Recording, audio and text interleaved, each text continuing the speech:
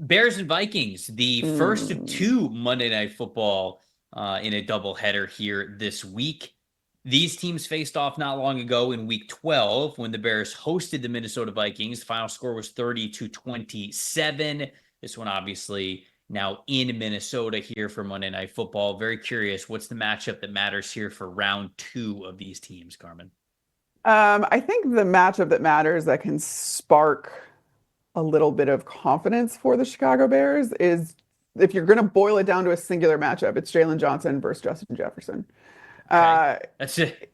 it's Tall task. it's a Tough tall task. task. If, Exactly. if your matchup that matters depends on you limiting Justin Jefferson, Yes. it might Yes. be tough for him. It might I be know. tough. I know what we're asking here. It's something though that Jalen Johnson takes a lot of pride in. It's a Sure. matchup that he wants to go, he wants to do, he wants to be responsible for. He wants to be the tone setter. I think that it would be fair to say that when he lacks motivation, you can see it.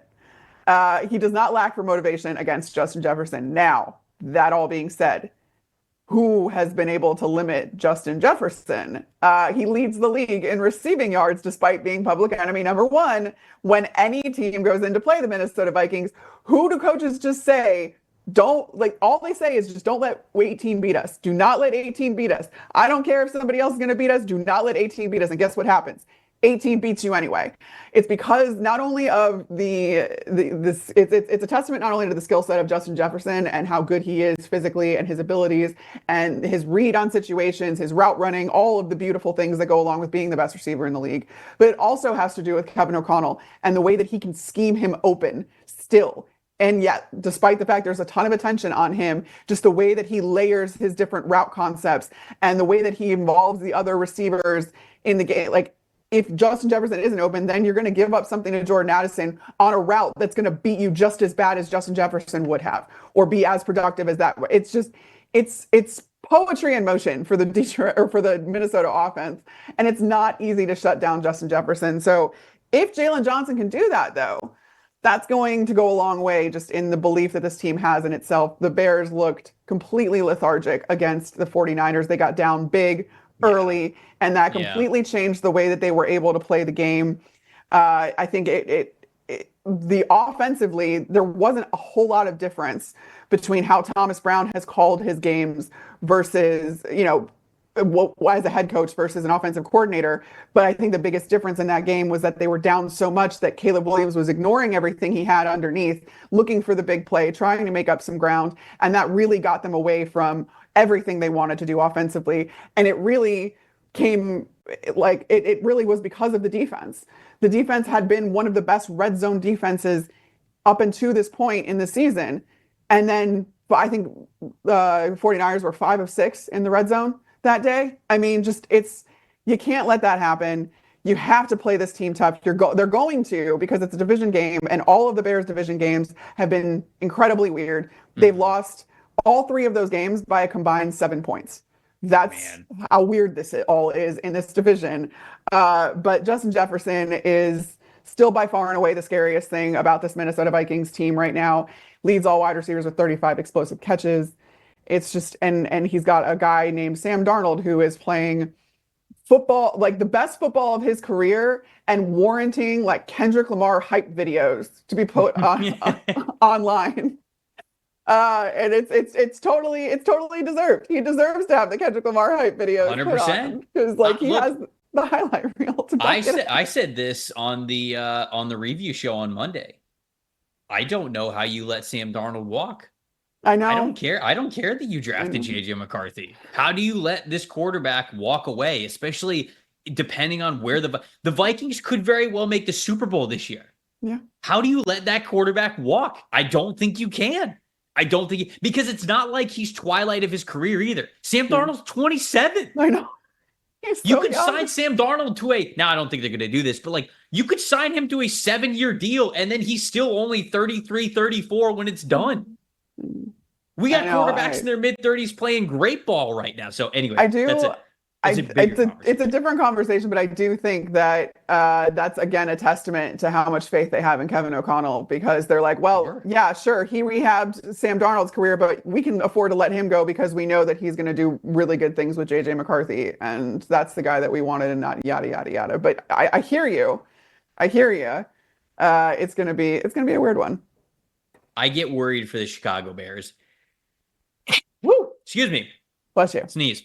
I get worried for the Chicago Bears if this game doesn't go well. Like, I don't even know. Well, a close win might sting just as bad, like, depending on how close this happens. But, like, after this, they will have lost how many in a row now at that point? 8. Are they at 6 or 7? Yeah, they so will have, if they lose they this, will have lost. They will have lost 8 in a row if they lose this game. Yeah. And then they play the Detroit Lions, the Seattle Seahawks, and Green Bay Packers. They have to go through the division all over again. No, but I know, but I'm saying you might lose all motivation. I mean, your coaches are already fired. They're already gone. You've lost 8 in a row. I get really worried for Chicago if they lose this game, which they're playing one of the best teams in the NFL, so it's hard to see them. There's just got to be some sort of building block, or else, man, Detroit, Seattle, Green Bay, that's so rough. Anyways, just for this game in particular, though, the matchup that matters to me is how you're going to cover TJ Hockenson. A lot like you talked about, what are the Rams going to do against the 49ers to try to stop George Kittle. The last time these teams matched up in Week 12, TJ Hockenson, 9 targets, 7 catches, 114 yards. Now, Jordan Addison killed them too, and it's funny, Jordan Addison and TJ Hockenson go off in that game. Justin Jefferson didn't have as good of a game, so even limiting Justin Jefferson does not produce the fruits that you want it to if you don't also cover TJ Hockenson, who could really wreck this game for you. And just so he was able to clearly a couple of weeks ago when they matched up, you've got to be able to cover him a lot better. So whether it's a safety, a linebacker, combination of the two, total defense, whatever, it's really hard to envision, especially off of a game where Justin Jefferson and Jordan Addison were monsters last week. It feels like over the last 4 weeks, now I looked this up, the last 4 weeks, Hockenson, Addison, Jefferson, all of them receiving grades above 8. The passing game is diverse. It's so tough to defend, but you've just got to figure out a way to do it. And so if Hockenson has another monster game, again, it's hard for me to see Chicago keeping up. My plus factor in this one, I'll say Aaron Jones, because again, in Week 12, 108 rushing yards for Aaron Jones. And if you let him have that kind of success again, it's hard for me to see the Bears keep it up.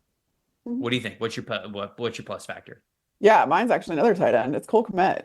Because if you look at this Bears offense, last week against San Francisco, because I think they were down so much and Caleb was just not seeing anything underneath, Cole Kmet had 0 targets. It's not good. Cole Kmet has been such a wonderful safety blanket for Caleb Williams. He's a guy that can get you the gritty first downs. Last time they played the Minnesota Vikings, he had 10 targets, 7 catches, 64 yards. And the Bears were able to take Minnesota Vikings to overtime. I don't think, not that that's a direct correlation, but this Bears offense is clicking a lot better when you're getting Cole Kmet involved. You also saw, he wasn't even involved in the blocking game either in that first half against San Francisco. And then you watch the second half and you saw that he's chipping more guys. He's on a couple more tight end wham plays coming across the formation, all that other stuff. So Thomas Brown remembered he existed from a blocking standpoint. And that's not to say that he wasn't being made available underneath. It's just that Caleb Williams was completely ignoring the short to intermediate area of the field for a large portion of that first half, especially trying to gain some ground on the San Francisco 49ers, but it didn't work. So this week, you can't get down, like I talked about before, in the very beginning, and then, or at least not so much that you can't come back from it. And then I really do think that you need to play this kind of short, quick, up-tempo even offense that leans on guys like Cole Kmet to move down the field, control the clock, sustain drives, all that kind of stuff. 5 of Caleb Williams' 7 sacks he took against San Francisco came on third down.